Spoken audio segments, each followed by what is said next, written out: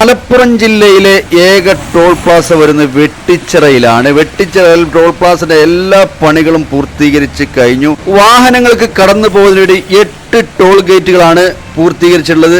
Electric display ബോർഡുകളുടെ പണികളും പൂർത്തീകരിച്ച് കഴിഞ്ഞിട്ടുണ്ട്.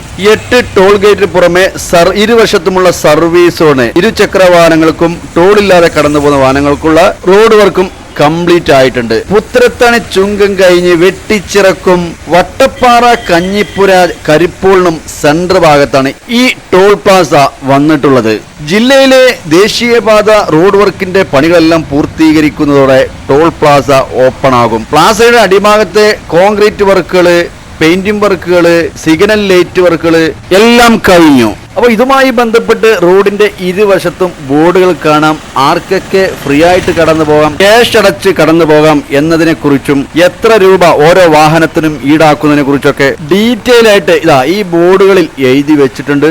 അപ്പോൾ പ്ലാസയുമായി ബന്ധപ്പെട്ടുള്ള ഈ ഒരു വീഡിയോ നിങ്ങൾക്ക് എല്ലാവർക്കും ഇഷ്ടപ്പെട്ട് കാണുമെന്ന് ഞാൻ വീഡിയോ ഇഷ്ടപ്പെട്ട എല്ലാവരും സപ്പോർട്ട് ചെയ്യുക, സബ്സ്ക്രൈബ് ചെയ്യുക, ബെല്ലൈക്കൺ എനേബിൾ ചെയ്യുക. അപ്പോൾ ഇതുപോലെയുള്ള ചെറിയ ഷോർട്ട് വീഡിയോ ആയിട്ട് വീണ്ടും കാണാം. Okay, by.